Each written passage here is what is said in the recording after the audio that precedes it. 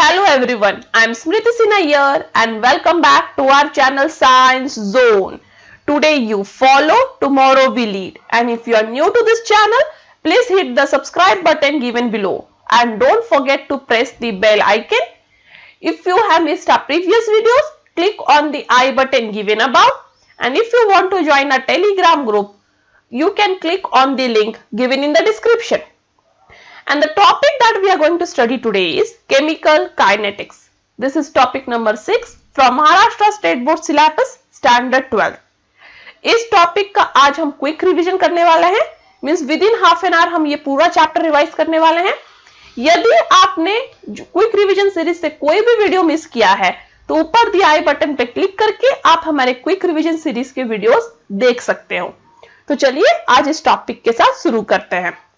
तो पहला जो है वो है रेट ऑफ रिएक्शन. तो रेट ऑफ रिएक्शन क्या रिप्रेजेंट करता है? तो रेट ऑफ रिएक्शन रिप्रेजेंट करता है in decrease in concentration of reactant per unit time या फिर increase in concentration of product per unit time. मतलब टाइम के साथ रिएक्टेंट का कॉन्सेंट्रेशन कितना डिक्रीज होता है या फिर टाइम के साथ प्रोडक्ट का कॉन्सेंट्रेशन कितना बढ़ता है. क्या होता है इंस्टेंटेनियस रेट ऑफ रिएक्शन? तो सपोज आपका रिएक्शन है कि ए बी में कन्वर्ट हो रहा है. तो इस रिएक्शन में ए आपका रिएक्टेंट है जिसका कॉन्सेंट्रेशन डिक्रीज होने वाला है, बी आपका प्रोडक्ट है जिसका कॉन्सेंट्रेशन एक्चुअली बढ़ने वाला है. क्योंकि जैसे जैसे टाइम बढ़ेगा ए का कॉन्सेंट्रेशन डिक्रीज होगा क्योंकि ए बी में कन्वर्ट होगा और बी का कॉन्सेंट्रेशन बढ़ेगा क्योंकि बी न्यू प्रोडक्ट बन रहा है. तो rate of reaction in terms of time T, उस केस में ए का क्या है, कॉन्सेंट्रेशन डिक्रीज हो रहा है. कॉन्सेंट्रेशन डिक्रीज हो रहा है इसलिए माइनस साइन. तो ए के टर्म्स में जब रेट ऑफ रिएक्शन लिखना है तो हो जाएगा minus D A by D T, क्योंकि ए का कॉन्सेंट्रेशन डिक्रीज हो रहा है. बट जब आप बी का कॉन्सेंट्रेशन दैट इज प्रोडक्ट का कॉन्सेंट्रेशन की बात करोगे तो प्रोडक्ट का कॉन्सेंट्रेशन बढ़ रहा है, तो उस केस में D B by D T हो जाएगा. अब आप नेक्स्ट एग्जांपल लो, A plus 3b gives 2c. अब इसमें ए और बी दोनों भी रिएक्टेंट है और दोनों का कॉन्सेंट्रेशन डिक्रीज हो रहा है. सी आपका प्रोडक्ट है और प्रोडक्ट का कॉन्सेंट्रेशन बढ़ रहा है. तो ए और बी का कॉन्सेंट्रेशन डिक्रीज हो रहा है इसलिए रेट ऑफ रिएक्शन में वो दोनों में माइनस साइन होगा. तो ए के लिए हो जाएगा minus D A by D T. But B जो है 3 मोल्स यूज किया गया है इसलिए अब वो हो जाएगा माइनस, क्योंकि रिएक्टेंट है, कॉन्सेंट्रेशन डिक्रीज हो रहा है इसलिए माइनस 1/3. तो जितने भी नंबर ऑफ मोल्स है वो 1 हो जाएगी. तो 1/3 dB बाय dt. अब प्रोडक्ट का कॉन्सेंट्रेशन क्या हो रहा है, बढ़ रहा है इसलिए वो पॉजिटिव रहेगा. बट 2 मोल्स है इसलिए 1/2 हो जाएगा. तो 1/2 dC बाय dt. नेक्स्ट है रेट लॉ. तो रेट लॉ है A moles of A react with B moles of B to give C moles of C plus D moles of D. इस case में रेट ऑफ रिएक्शन जो है वो directly proportional है A raised to X into B raised to Y. यदि आपको ये proportionality sign निकालना है तो अब आपका रेट हो जाएगा rate equals to K A raised to X B raised to Y. तो अब इसमें 4 केसेस है. यदि फर्स्ट केस आप देखें जहां x और y दोनों भी 1 है, तो x और y दोनों 1 होंगे तो क्या हो जाएगा, rate equal to k concentration of a into concentration of b, क्योंकि a और y b दोनों भी रेज टू 1 है. अब ऐसे केस में यदि आप a या b दोनों में से किसी का भी कॉन्सेंट्रेशन डबल कर दे, ऐसे केस में यदि आप दोनों में से किसी का कॉन्सेंट्रेशन डबल कर दे, a का या b का, तो आपका रेट ऑफ रिएक्शन भी डबल हो जाएगा. सेकेंड केस है जहां x जो है वो 2 है और y 1 है, तो x 2 y 1. तो अब रेट क्या होगा, rate equals to k a raise to 2 b raise to 1. अब ऐसे केस में यदि आप कॉन्सेंट्रेशन ऑफ a डबल कर दे और b का कॉन्सेंट्रेशन कांस्टेंट रखे तो रेट ऑफ रिएक्शन जो है 4 टाइम्स से इंक्रीज होगा, क्योंकि a का कॉन्सेंट्रेशन डबल हो गया है और a रेज टू 2 है इसलिए rate of reaction 4 times increase हो जाएगा. Third case, if x equal to 0. यदि x इक्वल टू 0 है तो जो आपका रेट है वो directly equal to concentration of b होगा, not concentration of a. k into concentration of B. क्यों? क्योंकि अब आपका जो रेट ऑफ रिएक्शन है वो इंडिपेंडेंट है कॉन्सेंट्रेशन ऑफ ए। जो फोर्थ केस है जहां x जो है वो लेस देन 0 है, ठीक है, तो यदि आपका x लेस देन 0 होगा तो आपका रेट ऑफ रिएक्शन डिक्रीज होगा जैसे जैसे a का कॉन्सेंट्रेशन इंक्रीज होगा जब x लेस देन 0 है। तो ये 4 केसेस है। Next, writing the rate law. तो suppose 2H2O2 gives 2H2O plus O2। इस केस में आपका rate of reaction is equal to K H2O2, ठीक है, तो 2H2O2 gives 2H2O plus O2, तो उस केस में रेट क्या है, इक्वल्स टू K H2O2। एक बात याद रखें, ये जो 2 है ये रेट नहीं बताता, ये मॉलिक्यूलरिटी ऑफ रिएक्शन बताता है, ठीक है, इससे कंफ्यूज ना हो, ये मॉलिक्यूलरिटी ऑफ रिएक्शन बताता है। ऑर्डर ऑफ रिएक्शन क्या बताएगा, ये जो जिधर कुछ भी नहीं है, एक्स और वाई कुछ भी नहीं है, तो ये डिफरेंट है। रेट और मॉलिक्यूलरिटी दोनों डिफरेंट थिंग है, तो कंफ्यूज ना हो। रेट जो है वो एक्सपेरिमेंटली डिटरमाइंड है, मॉलिक्यूलरिटी आप देख के डिटरमाइन कर सकते हो। नेक्स्ट है order of reaction. Order of reaction के लिए यदि A of A plus B of B gives C of C plus D of D, इस केस में आपका रेट क्या है, equal to K A raised to X into B raised to Y। ये तो हमने पढ़ा है। तो अब ऑर्डर ऑफ रिएक्शन क्या होगा, तो ऑर्डर ऑफ रिएक्शन होगा सम ऑफ X एंड Y। तो जितना भी सम होगा X और Y का वो होगा आपका ऑर्डर ऑफ रिएक्शन। तो सपोज X और Y दोनों भी 1 है, तो आपका ऑर्डर ऑफ रिएक्शन क्या हो जाएगा, 1 + 1 दैट इज 2। तो इस तरह से आप ऑर्डर ऑफ रिएक्शन पता लगा सकते हो from rate equation. Next, suppose आपके पास रिएक्शन है जहां 2H2O2 gives 2H2O plus O2। यदि आप रेट लॉ डिटरमाइन करो, क्योंकि वो एक्सपेरिमेंटल थिंग है, तो rate equals to K H2O2। तो इस केस में मॉलिक्यूलरिटी ऑफ रिएक्शन 2 है। 2 क्या है, मॉलिक्यूलरिटी ऑफ रिएक्शन, बट ये रिएक्शन फर्स्ट ऑर्डर है क्योंकि H2O2 raised to 1 है, ठीक है, इसलिए ऑर्डर फर्स्ट है पर मॉलिक्यूलरिटी 2 है। Next, if experimental determine rate law of, ये वाले इक्वेशन को देखो, तो H2 plus I2 gives 2HI। तो अब इसका रेट क्या है, rate equals to K concentration of H2 into concentration of I2।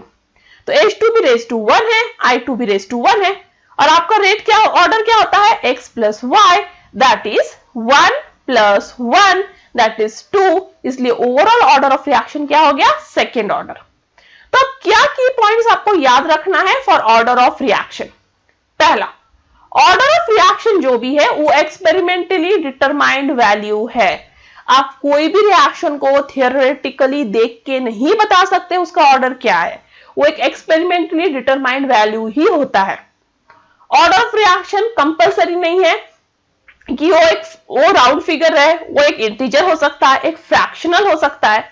जैसे कि यदि आपका एसिटाल्डिहाइड डिकम्पोज हो रहा है मीथेन और कार्बन मोनोऑक्साइड में, तो आपका रेट लॉ ये होता है, rate equals to K concentration of acetaldehyde raise to 3/2। तब आपका ऑर्डर ऑफ रिएक्शन क्या है, 3/2 that is fraction. Next, order of reaction 0 भी हो सकता है। कैसे, तो NO2 plus CO gives NO plus CO2। यदि इसका रेट लॉ लिखें तो ये rate equals to K NO2 raised to 2। देखिए आपका अब रेट क्या है, K NO2 raised to 2। CO तो है ही नहीं रेट में CO है ही नहीं, मतलब रेट को CO के कॉन्सेंट्रेशन से कुछ फर्क नहीं पड़ रहा है, बट NO2 raised to 2 है। तो आपका order of reaction with respect to NO2 क्या होगा, 2। ऑर्डर ऑफ रिएक्शन यदि आप NO2 के टर्म की बात करें तो ऑर्डर ऑफ रिएक्शन 2 है, दैट इज सेकंड ऑर्डर है। बट CO के टर्म में यदि आप ऑर्डर ऑफ रिएक्शन बात करें तो CO के टर्म में आपका ऑर्डर ऑफ रिएक्शन क्या है, 0, क्योंकि CO जो है रेट लॉ में है ही नहीं, तो CO के टर्म में आपका ऑर्डर ऑफ रिएक्शन क्या है, 0। तो आपका रेट ऑफ रिएक्शन इस केस में इंडिपेंडेंट है फ्रॉम कॉन्सेंट्रेशन ऑफ CO, और ओवरऑल ऑर्डर ऑफ रिएक्शन 2 रहेगा क्योंकि X plus Y that is only X is given that is 2, इसलिए ऑर्डर ऑफ रिएक्शन 2। नेक्स्ट, बहुत कम रिएक्शंस है जो थर्ड ऑर्डर रिएक्शंस होते हैं या फिर हायर ऑर्डर रिएक्शन होते हैं, बहुत कम रिएक्शंस ऐसे आज तक नोन है। Next, molecularity of reaction. तो मॉलिक्यूलरिटी रिफर करता है कि कितने रिएक्टेंट मॉलिक्यूल्स इन्वॉल्व हैं कोई रिएक्शन में। तो number of reactant molecule involve है रिएक्शन में, उन्हें कहेंगे मॉलिक्यूलरिटी ऑफ रिएक्शन। नेक्स्ट है रेट डिटरमाइनिंग स्टेप। तो जो स्लोएस्ट स्टेप होता है आपका रिएक्शन का, वो रेट ऑफ रिएक्शन डिटरमाइन करता है या रेट ऑफ रिएक्शन डिसाइड करता है, और इस स्लोएस्ट स्टेप ऑफ रिएक्शन को कहते हैं RDS, that is rate determining step, क्योंकि ये रिएक्शन डिसाइड करेगा कि आपका रिएक्शन फास्ट होगा कि स्लो।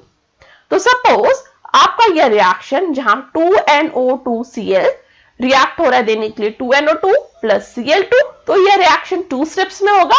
पहले स्टेप में आपका NO2Cl ब्रेक डाउन होगा NO2 प्लस Cl में, जो स्लो है, स्लो स्टेप है, इसलिए ये रेट डिटरमाइनिंग स्टेप या RDS रहेगा, और ये स्टेप आपका overall rate of reaction decide करेगा। नेक्स्ट स्टेप में जो आपका NO2Cl है वो यहां के बने हुए Cl के साथ रिएक्ट होगा और देगा NO2 प्लस Cl2, और ये स्टेप फास्ट है। तो ओवरऑल रिएक्शन क्या होगा, अपोजिट साइड के जो थिंग्स है वो कट हो जाएंगे, तो बचेगा 2NO2Cl gives 2NO2 plus Cl2।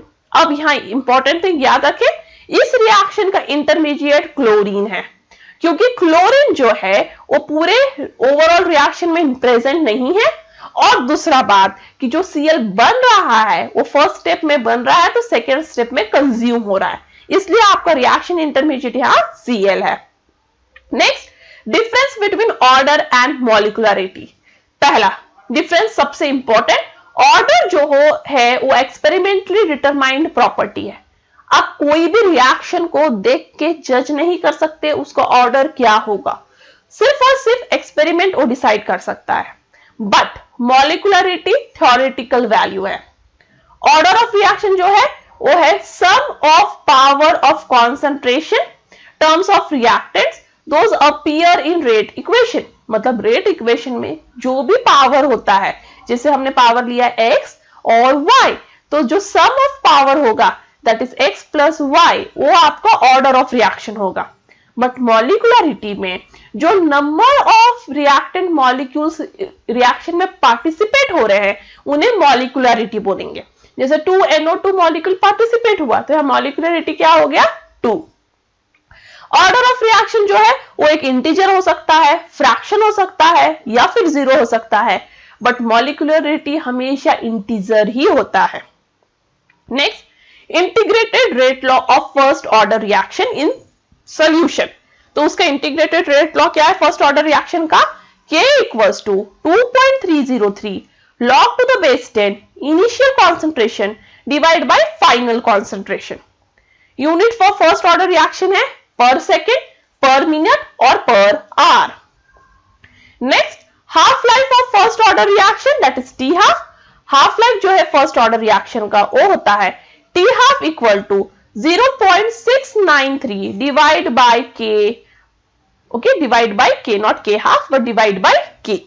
Next है जीरो ऑर्डर रिएक्शन। तो जीरो ऑर्डर रिएक्शन का इंटीग्रेटेड रेट लॉ ये है K equals to initial concentration minus concentration at time t divide by time t। और unit of zero order reaction की बात करें तो उसका यूनिट है mole per decimetre cube per time. Half life of zero order reaction की बात करें तो T half equal to initial concentration divide by 2k। अब आपको यहां पे एक बात याद रखना बहुत जरूरी है कि half life of first order reaction जो है वो इनिशियल कॉन्सेंट्रेशन से इंडिपेंडेंट होता है, क्योंकि आप यहाँ पे A0 ऐसा कुछ नहीं देख सकते। तो आपका फर्स्ट ऑर्डर रिएक्शन को कोई फर्क नहीं पड़ता ये आपने रिएक्टेंट का कितना कॉन्सेंट्रेशन स्टार्टिंग में लिया था, बट जीरो ऑर्डर रिएक्शन को इनिशियल कॉन्सेंट्रेशन से फर्क पड़ता है उसके हाफ लाइफ को। नेक्स्ट है सूडो फर्स्ट ऑर्डर रिएक्शन।